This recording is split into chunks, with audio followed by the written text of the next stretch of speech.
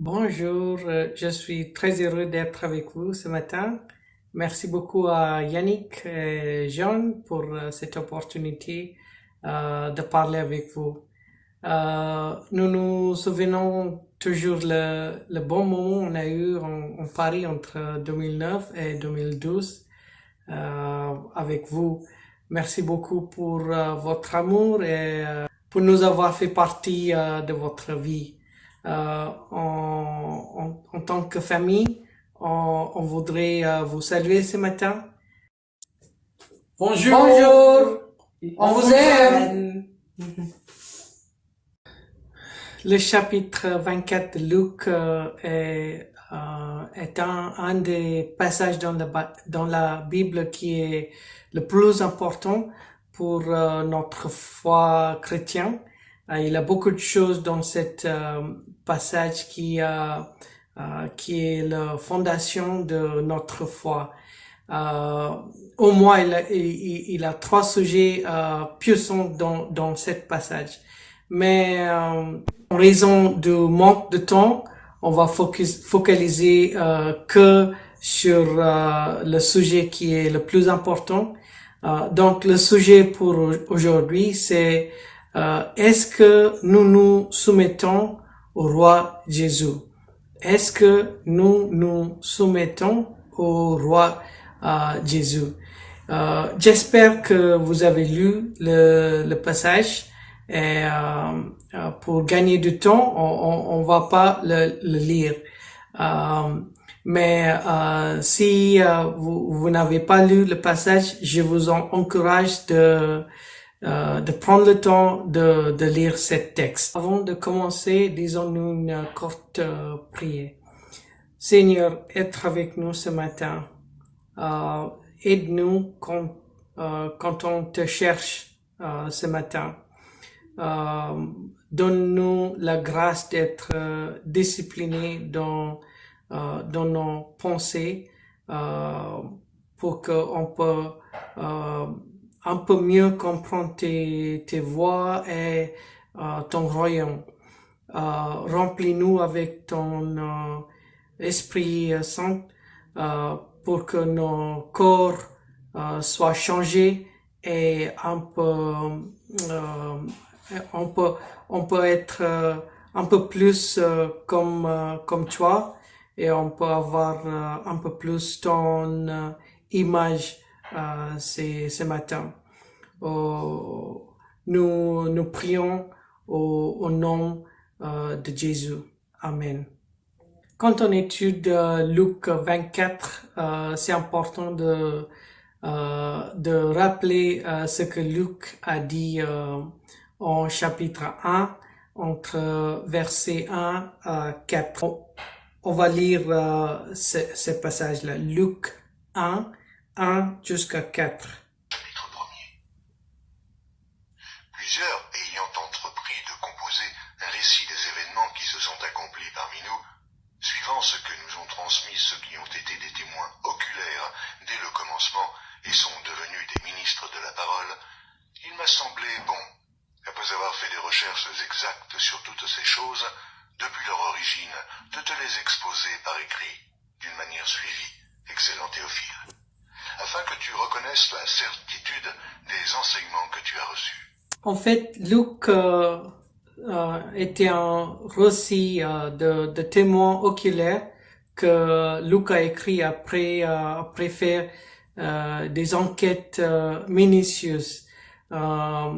Et l'objectif était que on peut croire dans la certitude de tout ce qu'on a appris. Donc, c'est-à-dire, ce passage n'est pas une légende urbaine ou un conte de filles ou un mythe. En fait, c'est une narration historique. En fait, Luc était un historien très très précis.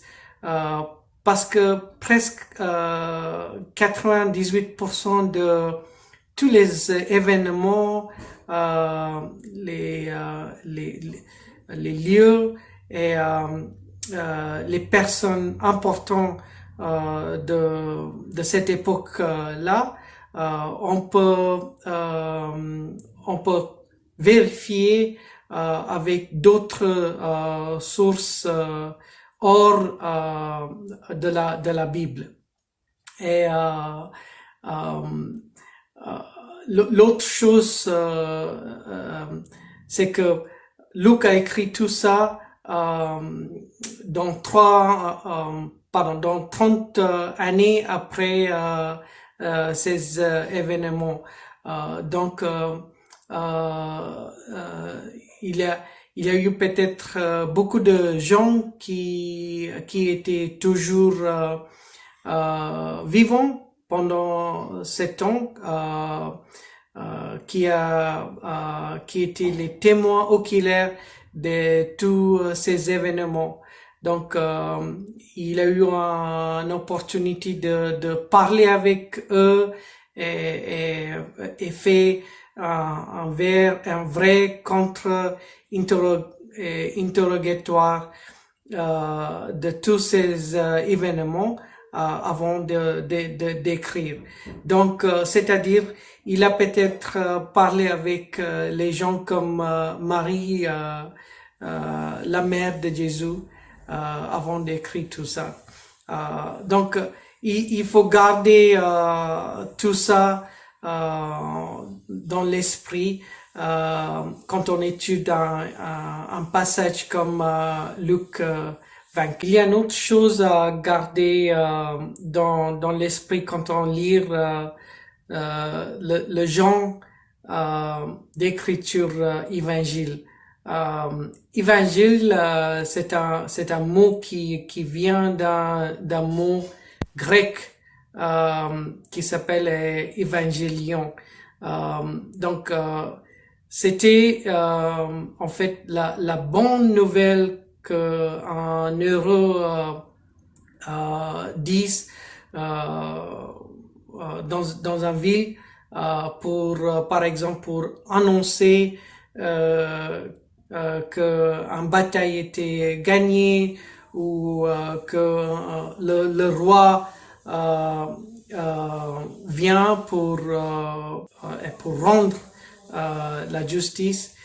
Donc c'est ce type de bonne nouvelle donnée par un héros.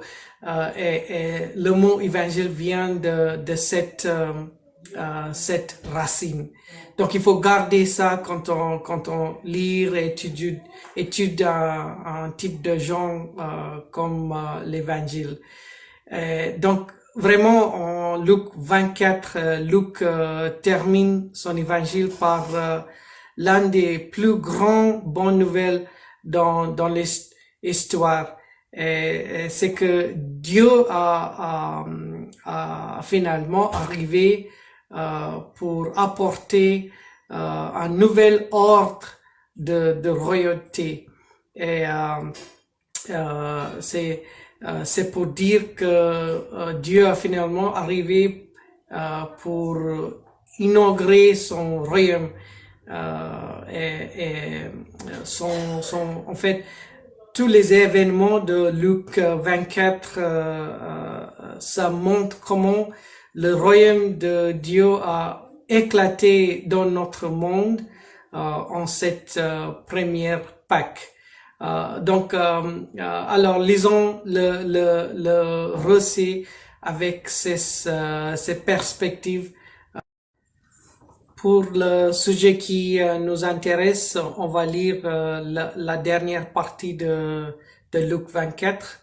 Luc 24 entre versets 46 et 53.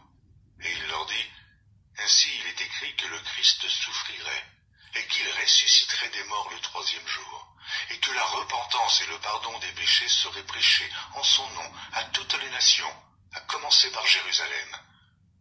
Vous êtes témoins de ces choses. Et voici, j'enverrai sur vous ce que mon Père a promis, mais vous, restez dans la ville, jusqu'à ce que vous soyez revêtus de la puissance d'en haut. » Il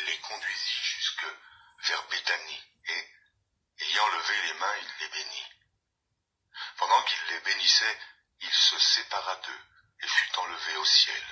Pour eux, après l'avoir adoré, ils retournèrent à Jérusalem avec une grande joie, et ils étaient continuellement dans le temple, louant et bénissant Dieu.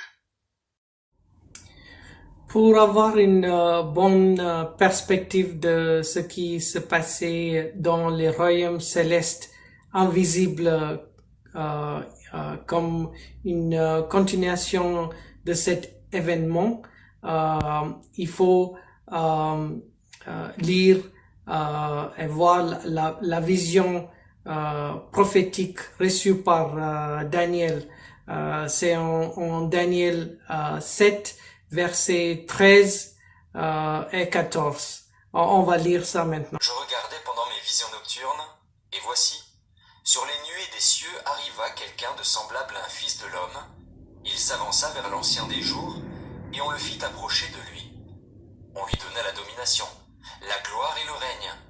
Et tous les peuples, les nations et les hommes de toute langue le servirent. Sa domination est une domination éternelle qui ne passera point, et son règne ne sera jamais détruit. Le fils de l'homme mentionné dans la prophète Daniel est Jésus. Et cela a été donné à Daniel environ 600 ans avant la naissance de Jésus. Jésus a disparu dans le ciel pour prendre sa place à la droite de Dieu, là où tous les peuples de la terre l'adorent. Matthieu 28, verset 18, Jésus dit que toute autorité dans le ciel et sur la terre m'a été donnée. Donc, en méditant sur cette réalité, je voudrais atterrir votre attention sur quelques faits. Premièrement, Jésus a été ressuscité avec un nouveau corps physique qui pouvait être vu, touché et ressenti. Voir les versets 37 jusqu'à 40. Voir aussi Jean chapitre 20 pour ce point-là. Le deuxième, ce corps a été fait des restes de son cadavre qui était dans le tombeau pendant 3 jours. Lire les versets 1 jusqu'à 12. Les marques sur sa main étaient toujours là. Voir Jean chapitre 20 entre 24 et 26. Thomas a touché les marques et les a senties. Il pouvait manger comme nous. Voir les versets 40 à 43. Il pouvait apparaître et disparaître à volonté. Voir les versets 31 et 36. Jésus est allé au ciel avec ses mêmes corps. Il est toujours vivant. 2000 ans plus tard. Le 6e point. Jésus est le seul qui soit pleinement humain et qui réside de façon permanente et éternelle au ciel comme Dieu, tout puissant aussi. Le 7e point, c'est que en Matthieu 28, verset 18, Jésus déclare qu'il a toute autorité sur ce qu'il passe dans le ciel et sur la terre. Cela signifie que dans chaque question de l'univers, il a le dernier mot. Je voudrais partager un peu de ma vie aussi. Donc, en 2017, après presque 23 ans de travail dans le monde de les grandes entreprises, comme un informaticien, j'ai décidé de quitter tout ça et j'ai un désir de développer un ferme de chèvres. et j'ai mis pas mal de l'argent pour acheter une terre et une formation sur comment euh, faire une type de ferme comme ça. Et, euh, mais pendant presque tout le reste de 2017 et pas mal de temps en 2018, euh, beaucoup des portes sont été fermées. Même les petites choses comme j'ai eu pas mal de difficultés pour avoir une connexion d'électricité dans cette terre que j'ai achetée. Euh, et pendant cette période, je passais pas mal de temps pour prier, pour jeûner, pour comprendre qu'est-ce que Dieu veut que je fasse. Et c'était entre cette période que mon frère qui était en Australie m'a invité d'essayer d'avoir une un visa pour venir ici en Australie. Donc j'ai commencé cette process de faire une demande d'un visa en début 2018. Et Dieu a commencé à ouvrir les portes qui étaient très difficiles parce que normalement les gens euh,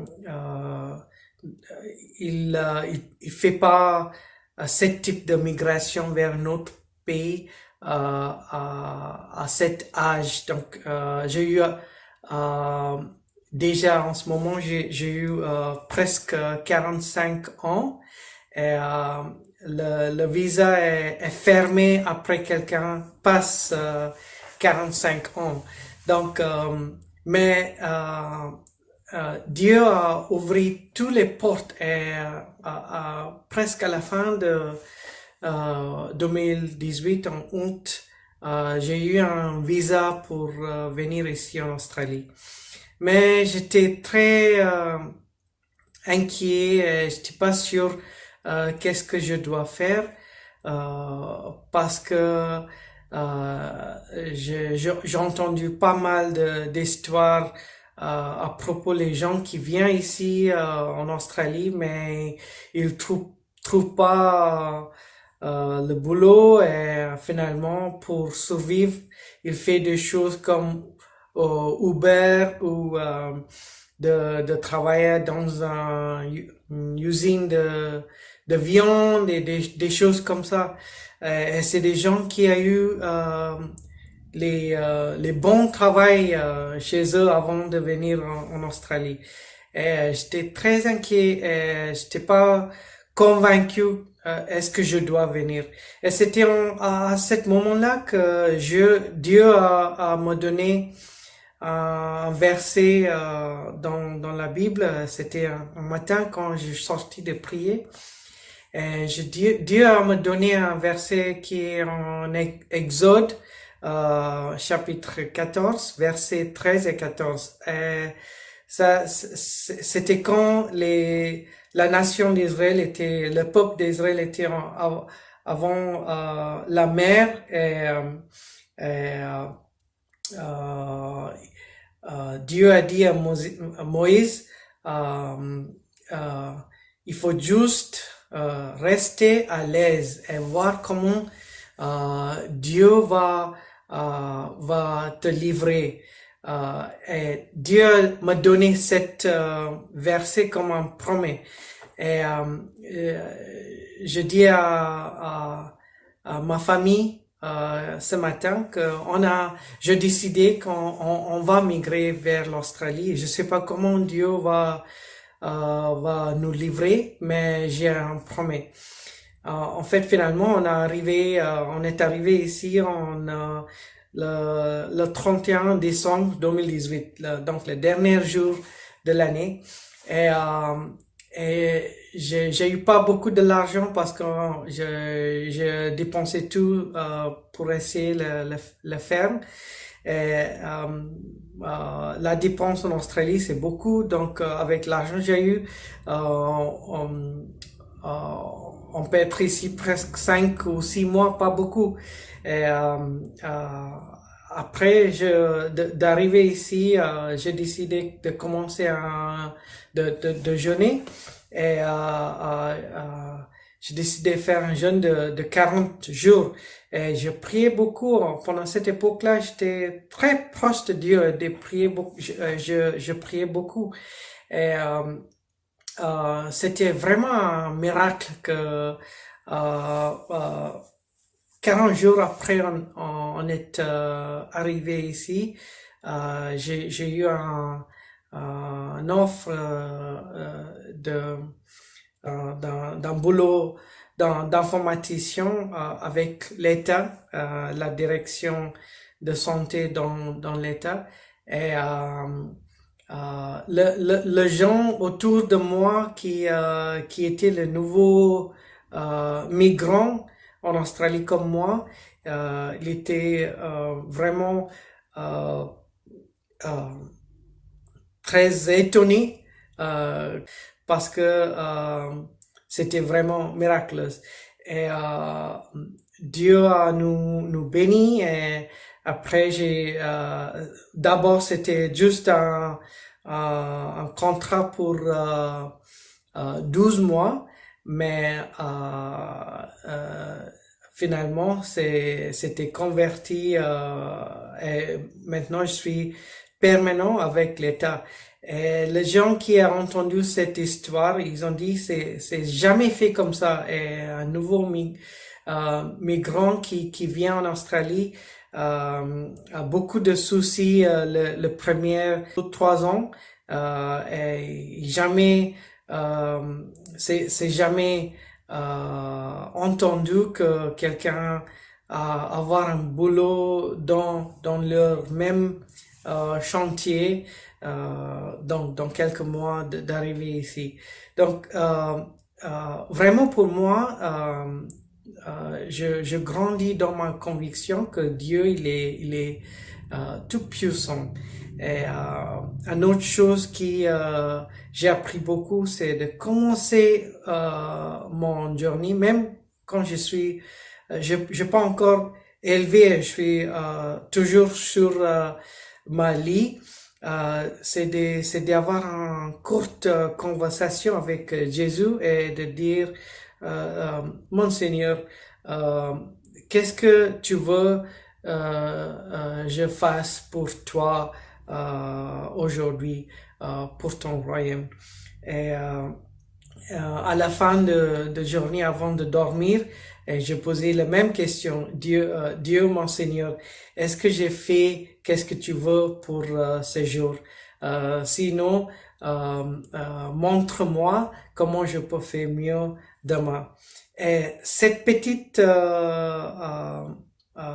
chose que je fais au quotidien m'a changé beaucoup. Et, finalement, je voudrais terminer en disant que Jésus est vraiment le roi éternel de cet univers. Aimez-le, servez-le. Je vous aime tous. Merci beaucoup. J'aimerais bien avoir vos nouvelles. Dieu vous bénisse. Amen.